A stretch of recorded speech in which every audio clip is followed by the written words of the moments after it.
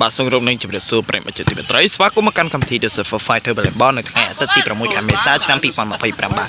នៅសល់តែប្រហែលថ្ងៃទីទេពិធីបុណ្យចូលឆ្នាំថ្មីប្រពៃណីជាតិខ្មែរនឹងឈានចូលមកដល់មានរយៈពេល3ថ្ងៃចាប់ពីថ្ងៃច័ន្ទអង្គារពុធទី14 15និង16ខែមេសាឆ្នាំ2025នេះបាទនៅក្នុងសប្តាហ៍ដ៏ជក់ចិត្តនេះថាតើការប្រកួតញាក់សែនបណ្ណាយើងរំចាំទស្សនាទាំងអស់គ្នាអរគុណចំពោះម្ចាស់កំនៅក្នុងកម្មវិធីដោយ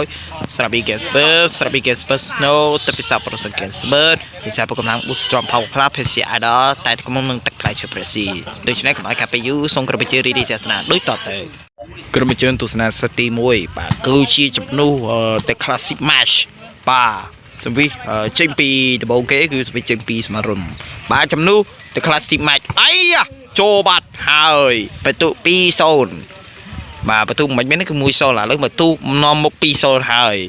ឥឡូវនេះសវិចេញពីស្មារុនបន្តទៀតបន្ទុក 2-0 អត់អីទេអាចយកជ័យជំនះធូរចំនួន The Classic Match អី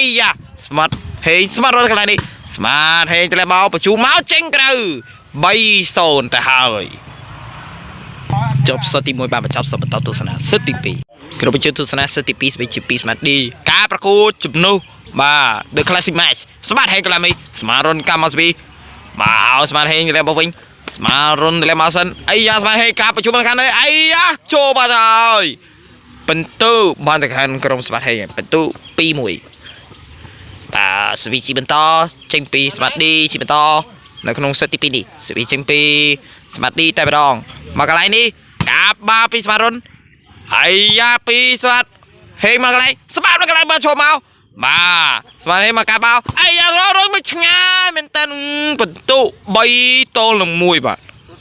ដែលសាពេលនៅក្នុងកម្មវិធី The Surfer Fighter Volleyball បានឈានដល់ទីវិចារជួបគ្នានៅថ្ងៃអាទិត្យសប្តាហ៍ក្រោយសម្រាប់ពេលនេះសូមអរគុណសូមជម្រាបលា